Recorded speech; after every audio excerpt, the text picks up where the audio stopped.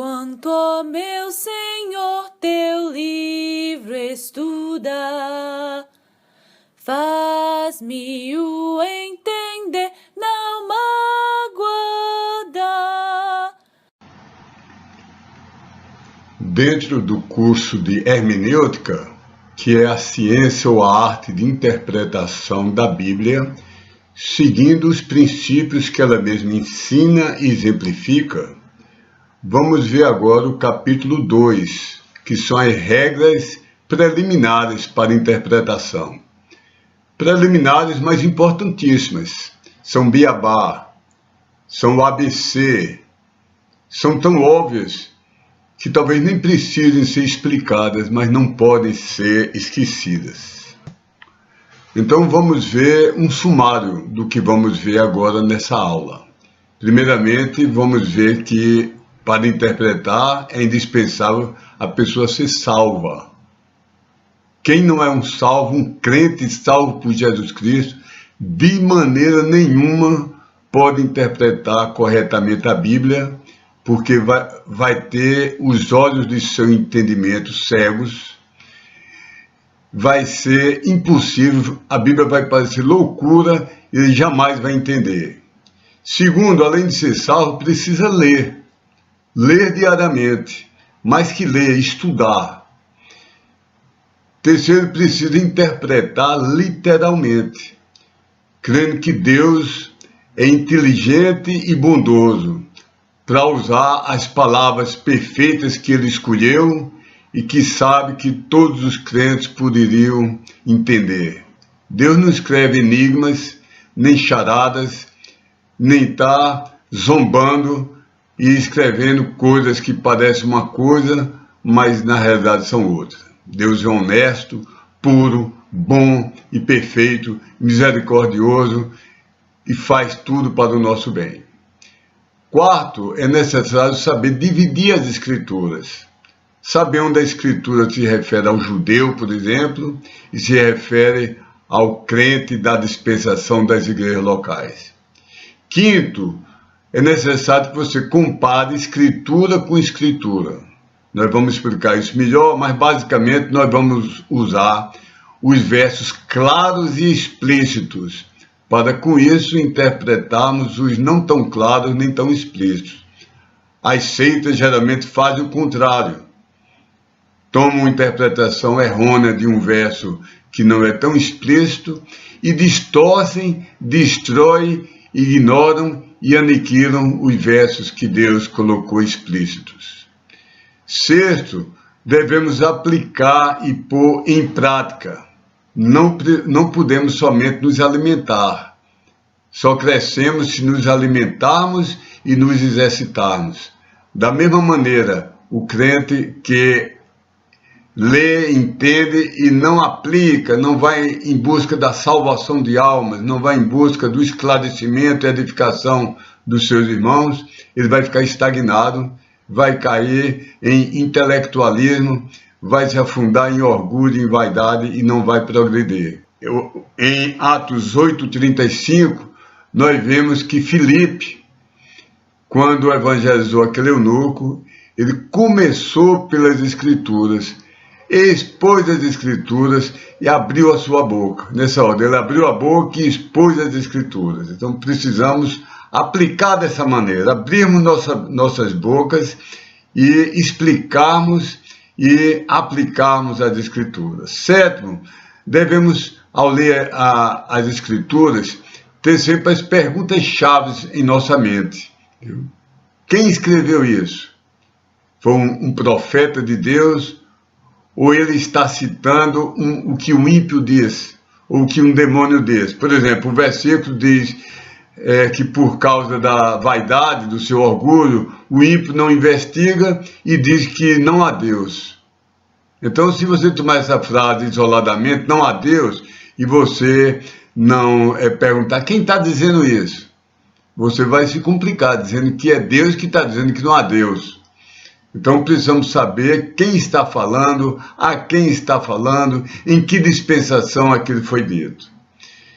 E oitavo, E por último, o último capítulo, a última sessão desse capítulo, você deve ter um plano de estudo bem definido, que você pratica diariamente. Os planos podem ser: você toma uma palavra e estuda o sentido daquela palavra em todas as vezes que ela aparece de Gênesis a Apocalipse. É um estudo muito precioso, um método de estudo muito precioso, uma disciplina. Ou então estude uma doutrina. Tome a salvação e estude um dia, uma semana, um mês. O que é que Deus ensina para a salvação na época da dispensação das igrejas locais. Ou então estude capítulos da Bíblia, livros da Bíblia. Talvez esse seja o melhor de todos os métodos. Leia um livro várias vezes, 5 vezes, 10 vezes. Comece o capítulo 1, chega no fim, comece de novo. Leia cada capítulo detalhadamente. E só use esses 3 métodos. Não procure ler ao acaso, fechar os olhos e abrir e tomar que aquele versículo onde o seu dedo apontou está dirigido para você, quer ver, não está. Nem procure estudar a Bíblia a partir dos jornais cotidianos. Então vamos ver cada uma dessas sessões. Primeira regra para se entender e interpretar a Bíblia é ser salvo. 1 Coríntios 2,14 diz: ora, o homem natural não compreende as coisas do Espírito de Deus, porque lhe parece loucura. E não pode entendê-las, porque elas se discernem espiritualmente. Ô meu amigo que está assistindo essa aula, talvez através da internet, se você não é salvo, eu clamo a você. Primeiro passo: você não vai estudar a Bíblia por curiosidade científica, por especulação ou por eruditismo. Se você não for salvo, você não vai entender, e eu clamo a você que, antes de tudo, você estude na Bíblia e receba a sua salvação pessoal. Então todas as coisas que antes lhe pareciam difíceis, muitas delas vão se tornar claras imediatamente. Isso ocorreu comigo, vai ocorrer com você. A segunda regra, depois de ser salvo, é leia. Você não pode entender se não ler. Você não pode aprender se não estudar. Melhor dizendo, mais do que ler, estude a palavra de Deus. Confira tudo que lhe for dito, que alguém pregar, que você lê em livro, confira nas Escrituras diariamente. Atos 17:11 diz: ora, estes foram mais nobres do que os que estavam em Tessalônica, porque de bom grado receberam a palavra, examinando cada dia nas Escrituras se essas coisas eram assim. Então você precisa ser salvo, você precisa ler. Faça um plano de leitura da Bíblia. Se você tem pouco tempo, mas faça pelo menos meia hora por dia. Você procura o horário mais adequado. Para alguns é no início da manhã, para outros é no final da noite. Então, fique no local sossegado, tranquilo, abra a sua Bíblia, ore e estude a Bíblia. A Bíblia, não o que as tradições, as convenções, as associações dizem, mas o que a Bíblia ela própria diz. Terceira regra: interprete literalmente. Como eu disse, Deus é tão sábio que Ele sabe as palavras perfeitas. E Ele escolhe as palavras perfeitas. Ele não se engana. Se Ele quer falar de um dia, Ele não diz um mês. Se quer falar de 1000 anos, não vai dizer algum tempo. Quando Ele usa as palavras, Ele usa as palavras no sentido que elas têm. Então, procure o significado literal. Claro que usando as figuras de linguagem. Quando eu digo a porta para a universidade é o curso tal, é o colégio tal. Não estou dizendo que é uma porta de sucupira ou de pau d'arco, mas que aquilo é o caminho. Então, quando Jesus diz eu sou a porta, não é literalmente uma porta de madeira, isso é óbvio. Leia a Bíblia como você lê um livro sério de história, uma reportagem séria, honesta, num jornal. Sem mistérios, sem enigmas, sem cabala, sem procurar sentidos ocultos que só a casta superior vai entender. Leia pensando que Deus é direto e é honesto. 2 Pedro 1,20 diz que, sabendo primeiramente isso, que nenhuma profecia da Escritura é de particular interpretação. Então não podemos interpretar um versículo isolado de toda a Bíblia. Temos que ver o contexto. Primeiro o contexto imediato, o próximo. Uns 5, 10 versículos mais para cima, uns 5 ou mais versículos mais para baixo. Veja o contexto do versículo.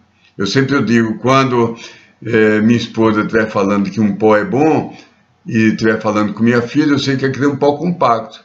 Mas se eu estiver na penitenciária de segurança máxima e vir um bandido dizer que um pó é bom, pelo contexto eu sei que é cocaína. Então, contexto, essa é a regra principal da interpretação. Seja literal, mas dentro do contexto.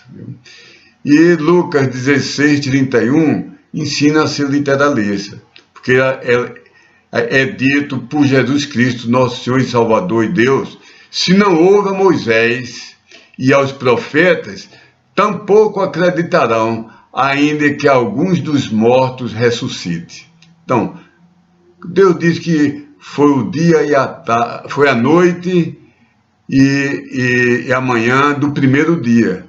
Interpreta literalmente, foi uma noite e uma manhã, e foi o primeiro dia, e um dia é uma rotação da Terra em torno do seu eixo. Então, se a pessoa não crê em Moisés, não crê em Jesus Cristo, como deve crer? Porque crer em Jesus Cristo é crer tudo que ele disse e tudo que ele referendou, e ele referendou toda a Bíblia. Então, toda a palavra de Deus, se você não crê em toda a palavra de Deus, alguma você não gosta, você não é salvo porque não está crendo em Jesus Cristo. Você crê que ele é um grande mestre, mas que ele erra, que alguns versículos não se aplicam a você. Quarta regra, saber dividir as escrituras. Quando está falando para tomar um cordeiro de tal tipo, com tal idade, macho, sem mácula, aqui está dizendo para sacrificar, que está dizendo para o judeu. Eu não vou chegar no sábado e na feira de João Pessoa procurar, que hoje é muito difícil encontrar, na do interior talvez encontre, mas procurar um animal para trazer para casa e arranjar um sacerdote levita e mandar sacrificar. Aquilo foi dito para o judeu. Então saiba dividir as escrituras. A parte das escrituras que se aplicam a nós e a parte que se aplicam a Adão, outras partes que se aplicam à humanidade antes de Noé e assim por diante. Então saiba dividir. 2 Timóteo 2,15 diz, ser diligente no estudo. Estudo para valer, com afinco. Ser diligente no estudo, para apresentar-te a Deus aprovado, como um trabalhador que não tem de que se envergonhar, retamente dividindo a palavra da verdade. Dividindo, fazendo distinção, olha, isso aqui se aplica aos perdidos, isso aqui se aplica aos salvos, isso aqui é no milênio, isso aqui é agora, isso aqui foi para os judeus, saber dividir. E dividir retamente, olha, retamente dividindo a palavra da verdade. Lembremos que os 13 livros que vão de Romanos a Filemon são os livros específicos para a igreja. Cada um livro desse, você vê o primeiro que de Paulo para a igreja que está em Roma. Depois em Corinto, de Paulo, o remetente, para o destinatário da igreja de Corinto. Então são livros escritos especificamente para a igreja ou para os seus pastores, como 1 e 2 Timóteo, como Filemon, como Tito, e Filemon também. Então, tudo que está aí é uma carta dirigida para mim. Mas algumas coisas que estão em Gênesis e em Êxodo são, evidentemente, são inspiradas. Todas essas coisas, toda a palavra de Deus é inspirada. Mas não foi dirigida para a igreja. Não foi dirigida para essa dispensação. Então, consequentemente, vamos fazer algumas regras. Tudo que está proibido na parte de Gênesis, no Velho Testamento, ou no livro de Atos, ou em Hebreus e Apocalipse, que são fora da dispensação da igreja, tudo que foi escrito fora da dispensação da igreja, se for escrito o contrário entre Romano e Filemon, então o que foi proibido para o judeu, mas foi permitido ao crente do Novo Testamento, então está permitido, prevalece o que foi escrito para a gente. Se foi ordenado a ele e não foi a nós, então não está ordenado a nós. E se foi prometido a eles do Velho Testamento, mas não foi a nós, não está prometido a nós. Depois disso, tudo que foi proibido, ordenado ou prometido em ambos, que é a parte da igreja e a parte fora da igreja, mas foi proibido, ordenado ou prometido em ambas as partes, então se aplica a nós. Continua proibido, continua ordenado, continua prometido. Então, foi ordenado, não matarás ao judeu, e também no Novo Testamento. Então, eu não vou matar. E assim por diante. Foi proibido idolatria no Velho Testamento, e foi no Novo Testamento, eu não vou idolatrar, não vou adorar um ídolo. Foi prometido a bênção de Deus para os que os buscam, no Velho e no Novo Testamento, então eu creio e aplico essa promessa minha. Agora, quando o Velho Testamento proíbe, aliás, a parte fora da igreja, o Velho Testamento, 1º e 2 Pedro, Apocalipse, proíbe, ordena ou promete uma coisa, onde a parte da igreja, que é de Romanos a Filemon, guarda silêncio, essas partes vão precisar de uma análise muitíssimo mais acurada, com considerações de implicações rigorosamente lógicas e irrefutáveis, que ninguém possa discutir, e feitas a partir de verdades bíblicas as mais explícitas e claras. Vamos fazer uma distinção. A lei cerimonial é o que trata de cerimônias, sacrifícios, o tipo de roupagem do sacerdote, a regra de higiene. Então, essas regras não necessariamente, se não forem repetidas no Novo Testamento, não necessariamente são dirigidas a mim. E o que é uma lei cerimonial? Lei cerimonial é referente a uma cerimônia e é uma coisa que nunca, jamais eu poderia saber se Deus não tivesse revelado. Como é que eu saberia se Deus não tivesse dado a ordem de não misturar tipos de fibra diferentes no tecido? Como é que eu saberia disso? O judeu não podia misturar uma parte do tecido ser linho e outra ser lã de carneiro. Então, no propósito de Deus, talvez para ilustrar a separação, não podia um tecido ter mistura de fio. Então isso é uma coisa cerimonial para o judeu, não foi repetido no Novo Testamento, então você hoje pode usar poliéster, algodão, o que quiser, que não é pecado, isso não é pecado perante Deus. Uma lei cerimonial assim, eu não conseguiria imaginar se Deus não tivesse dito. Deus deixou o princípio de um dia de repouso, um dia para adoração, para gratidão a Ele. Mas só foi dito nos 10 mandamentos que deveria ser o 7º dia. E no Novo Testamento, essa lei não é repetida, e em Gálatas diz que a gente não deve fazer diferença entre dia e dias. Então essa regra não tem aplicação, é uma regra cerimonial voltada para os judeus. Agora, as regras morais, a lei moral, são coisas que a consciência do pior homem, que nunca tenha lido a Bíblia, não pode escapar de ter uma ideia daquela lei. Ele pode não aceitar, mas o mais ímpio, índio, canibal, ou pagão que nunca ouviu falar de Jesus Cristo, como na época de Gengis Khan, aqueles tribos cruéis que exterminavam uma outra, eles lá no íntimo do coração sabiam que aquilo era errado, porque eles não queriam que aquela morte fosse aplicada a ele, ou aos filhos, à esposa e à mãe dele. Então a lei moral, Deus deixou programada na consciência, no coração humano. Essa lei é sempre válida. O que Deus falar, não matarás, falou, não matarás, não roubarás, isso é válido em todas as dispensações. Vou dar mais alguns exemplos. A proibição do espiritismo. Isso é parte da lei cerimonial ou da moral? É parte da lei moral. Porque a prática espírita viola outros mandamentos que ainda são válidos para essa dispensação das assembleias locais. Deus diz: amarás ao Senhor teu Deus de todo teu coração, de toda a tua força, de toda a tua mente, todo o teu entendimento. E o idólatra, o espírita, o hindu, o islamita não fazem isso. Não adoram somente, exclusivamente o Deus do Velho Testamento, o Deus da Bíblia.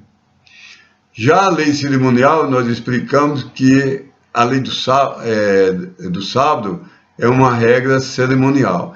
E a do ano sabático. Okay? A cada 70 anos havia um ano onde não se plantava na terra, e a terra tinha descanso, mas Deus fazia com que a safra do ano anterior fosse dobrada. Então, esses são exemplos que ilustram.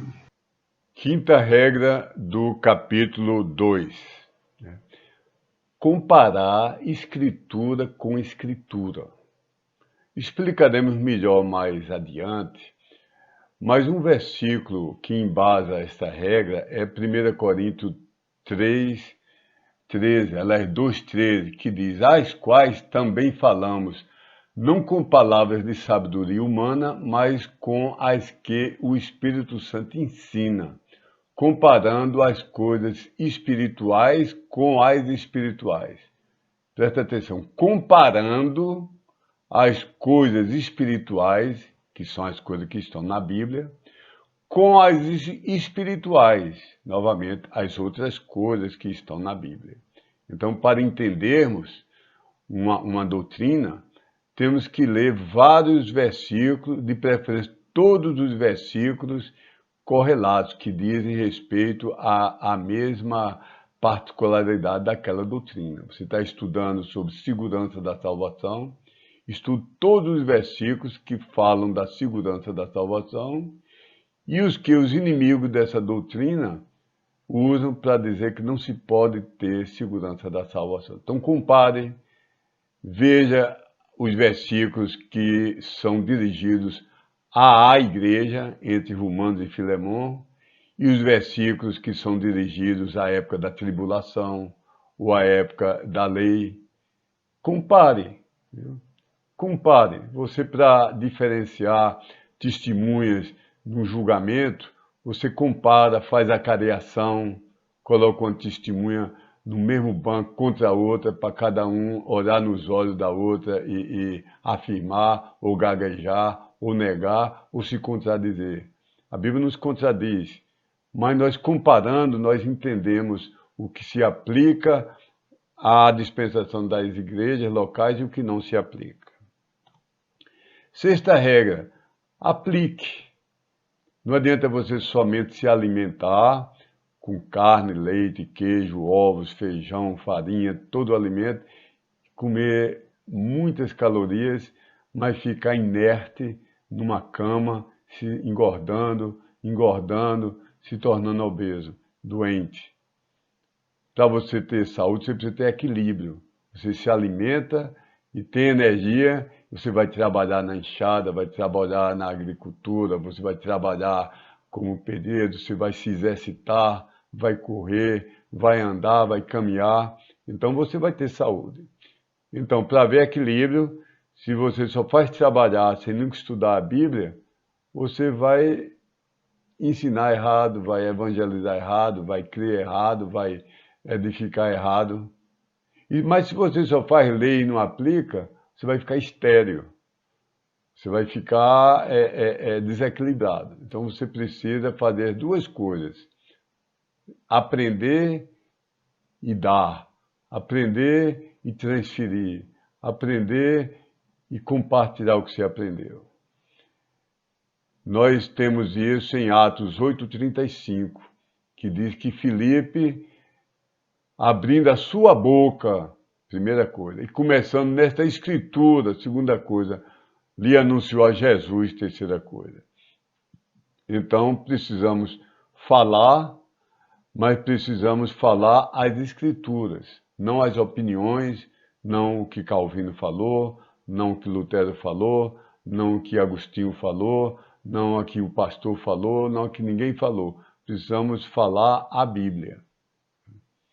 Nossa declaração de fé é a Bíblia. Nós não citamos confissões de fé de Westminster ou de qualquer outro local. A nossa única regra de fé e prática é a Bíblia. Não há outra coisa que queiramos citar quando evangelizamos, quando ensinamos no seminário, no instituto, na escola dominical ou pregamos na igreja. A Bíblia e só a Bíblia. Tiago 1,5 diz que precisa haver esse equilíbrio. Diz: aquele, porém, que atenta bem para a lei perfeita da liberdade e nisso persevera, não sendo ouvinte esquecediço, mas fazedor da obra, esse tal será bem-aventurado no seu feito. Então precisamos praticar, fazer, pôr em execução. A sétima, tenha sempre perguntas-chave em sua mente ao ler cada parágrafo, cada capítulo da Bíblia. Você se pergunta em cada parágrafo. Aliás, o modo certo de ler a Bíblia é ler parágrafo, não versículos isolados. O parágrafo dá um pensamento completo. Então, às vezes o parágrafo são 4 versículos, 5 versículos, às vezes 10 versículos, às vezes 20. Você acostuma a ler pelo menos parágrafos, nunca leia versículos isolados. Mas voltando aqui ao assunto, tenha sempre as perguntas-chave. Pergunte pelo menos essas coisas. Quem está falando nesse verso? É Deus Pai, Deus Filho, Deus Espírito Santo? Então aquilo é infalível.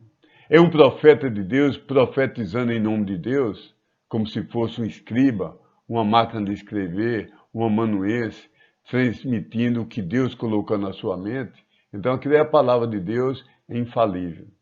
É um anjo de Deus? Então também é infalível. É um crente sincero, mas não inspirado? Então cautela.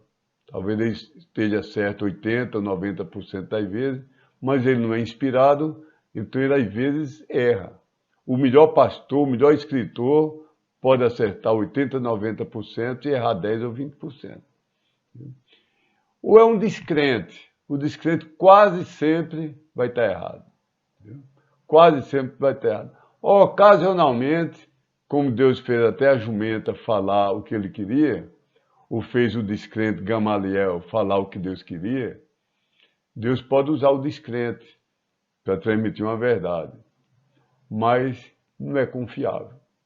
O que ele diz, você tem que examinar 10 vezes para ver se está de acordo com a Bíblia. Ou é um demônio que está falando? Esse nunca, jamais vai ser confiável.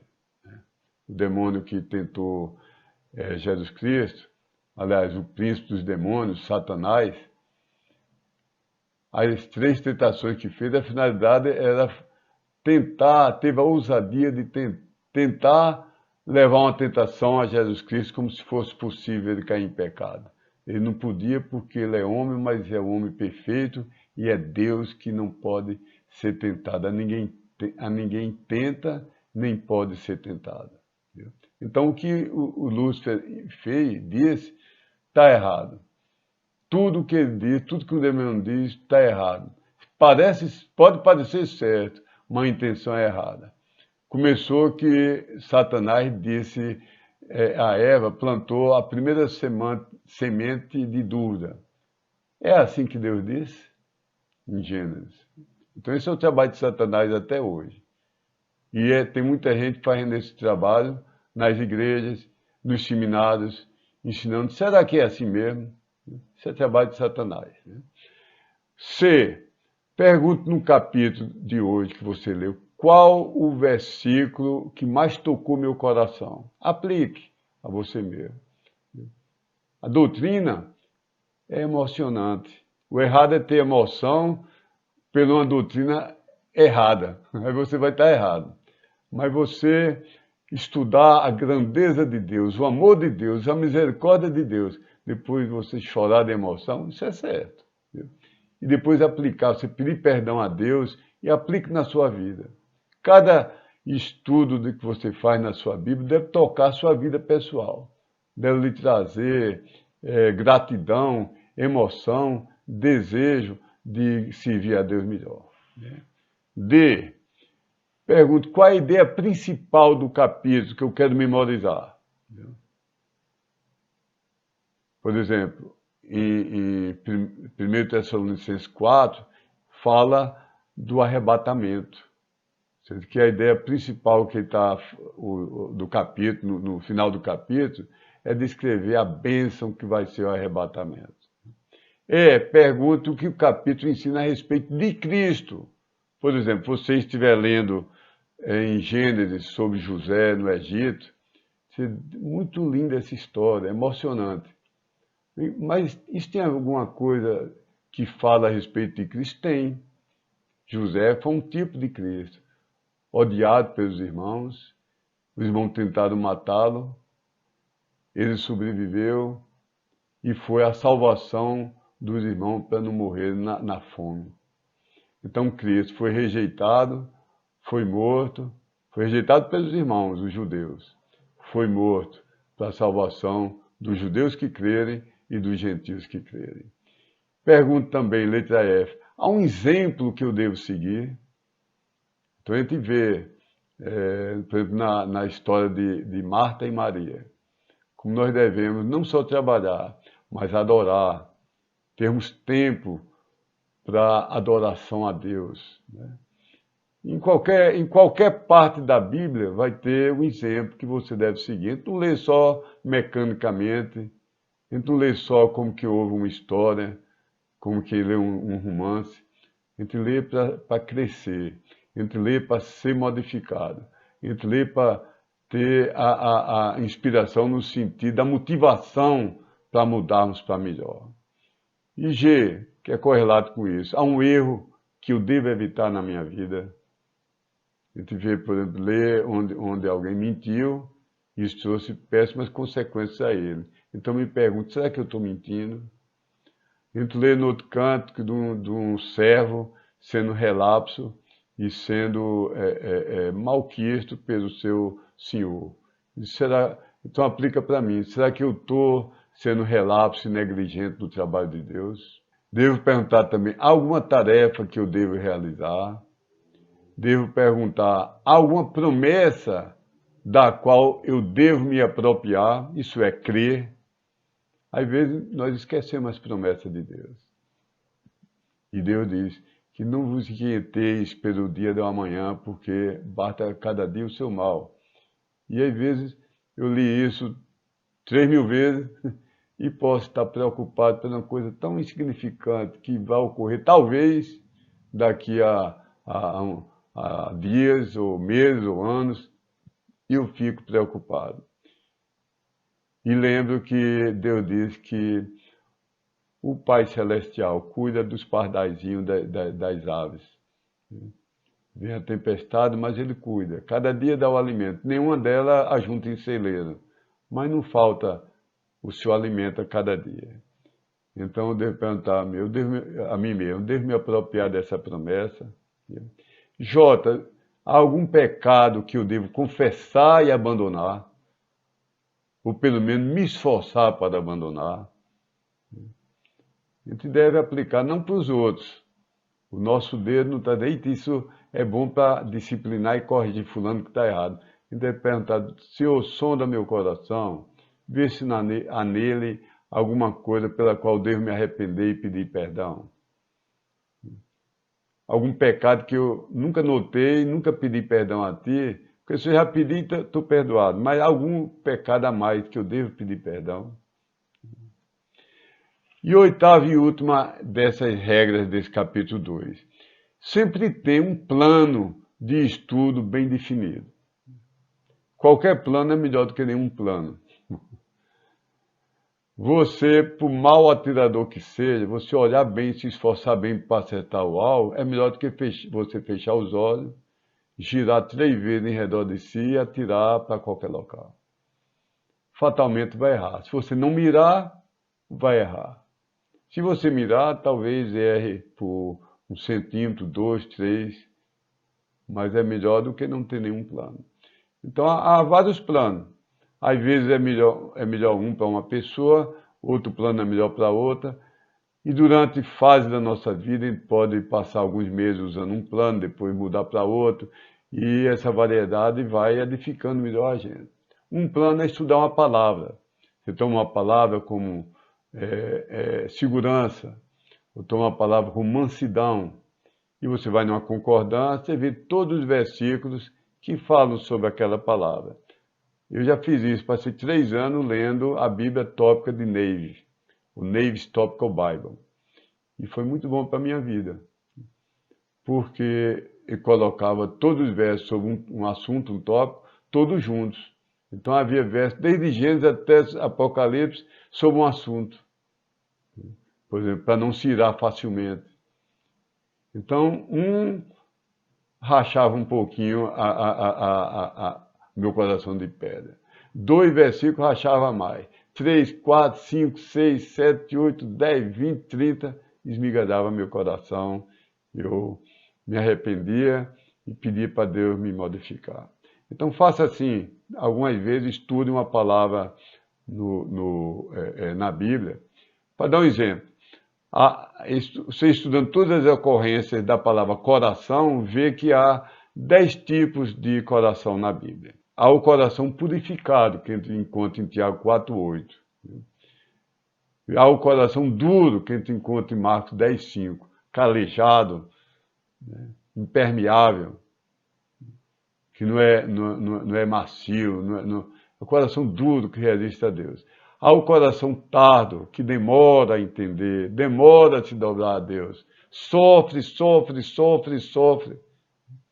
Eu me admiro muito até hoje em pensar como Jonas passou 3 dias no estômago de uma baleia, com peixe podre, passando pelo nariz dele, tocando no corpo dele, sendo digerido, o suco gástrico digerindo aquele peixe, transformando em mingau. Por um milagre, Deus preservou o corpo e a vida de Jonas.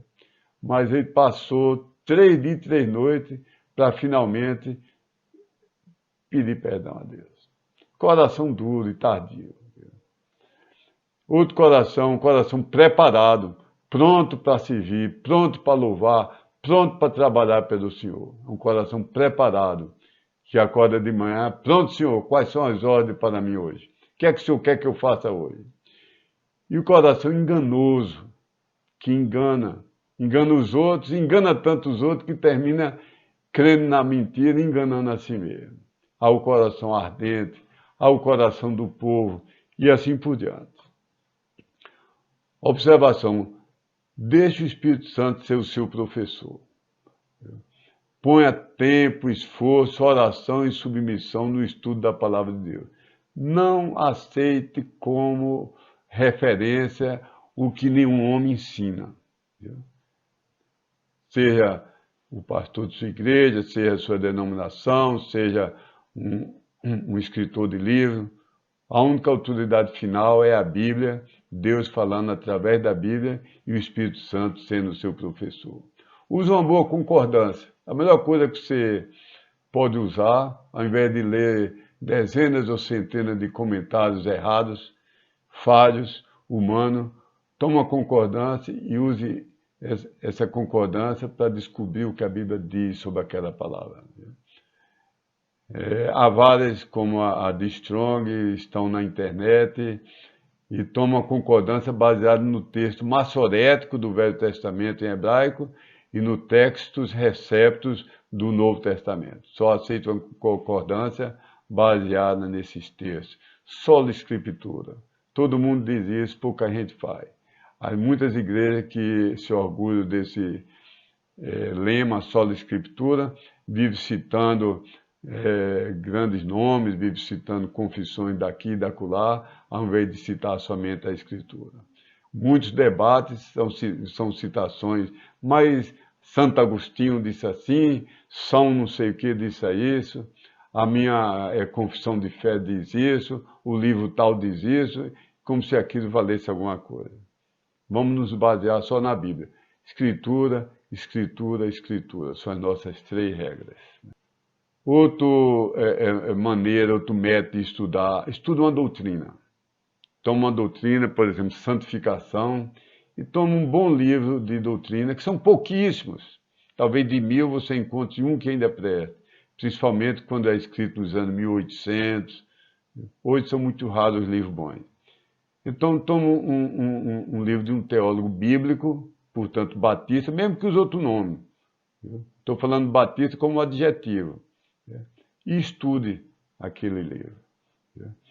Aliás, estude aquela doutrina. Estude num livro de teologia, estude no outro, compare com a Bíblia. Descubra o que puder sobre doutrinas tais como oração. O que é que a Bíblia ensina sobre oração? Sobre inspiração, sobre salvação, sobre santificação e assim por diante. Sempre lembrando que homens são falíveis. Ou então estude sequencialmente os capítulos de um livro da Bíblia. Leia várias vezes o mesmo capítulo. Leia várias vezes o mesmo livro. Um projeto bom é tomar um livro curto e ler o livro todo, todos os dias durante um mês. Você lê o primeiro dia, um livro como 1 João, como Filemon, como 1 ou 2 Pedro. Então, toma aquele livro, leia 30 vezes, para você ver a riqueza de conhecimento, de entendimento que Deus vai lhe dar. Leia sequencialmente. Viu? Esse talvez seja o melhor método de ensino, método expositivo. Infelizmente, na minha vida, eu fui encarregado mais de estudos tópicos. Eu sempre me submeto ao pastor e pergunto o que ele quer que eu ensine na escola dominical, no instituto. E o pastor sempre faz exposições expositivas, passa semanas ou meses pregando sobre o livro. E eu sempre fui chamado para ensinar a parte doutrinária. Mas eu reconheço que a pregação que edifica mais uma igreja é a pregação expositiva. O estudo que edifica mais o crente é o estudo expositivo, estudando capítulo por capítulo de cada livro da Bíblia.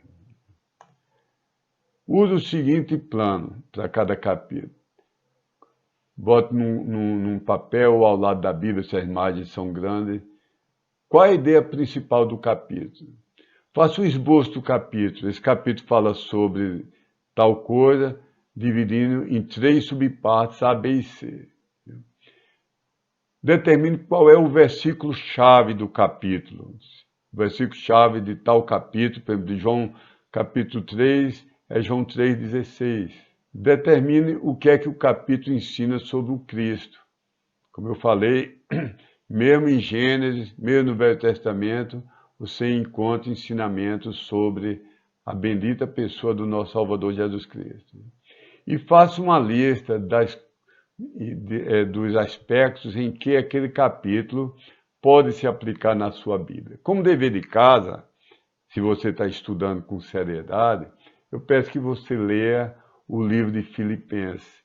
e prepare um estudo usando esse plano que eu falei agora. Leia várias vezes e em cada capítulo bota a ideia principal, faça um esboço do capítulo, diga qual o versículo-chave, etc. Envie sua resposta para o seu pastor de sua igreja avaliar. 4, por final, só use esses 3 métodos. Não caia na tentação de ler aleatoriamente. Ninguém jamais constrói monta uma tenda ou constrói uma máquina lendo um manual aleatoriamente. Ninguém estuda matemática aleatoriamente, nem física, nem biologia. Então, use um método. Não faça assim, eu vou sortear assim, vou jogar um dado, um bozó, como chamam, e o que disser eu vou abrir para ler naquele capítulo, naquele versículo. Vou abrir de olhos fechados, todo dia eu abro a Bíblia de olhos fechados, coloco o dedo no versículo, leio aquele versículo, repito 50 vezes durante o dia. Você fizer isso, você morre de velho e não vai sair do leite. Você tem que ter um plano. Use somente esses 3 métodos. Pior do que usar um método não muito bom é não ler a Bíblia. Então, Deus nos abençoe para lermos a Bíblia. Lermos com o coração, com a mente, com atenção. Procurando entender, discernir e aplicar. Comparando Escritura com Escritura. Dividindo as Escrituras. Entendendo quem fala, para quem fala, em que tempo fala. Deus lhe abençoe, meu irmão. Deus lhe abençoe, meu aluno desse curso que eu estou gravando. Amém.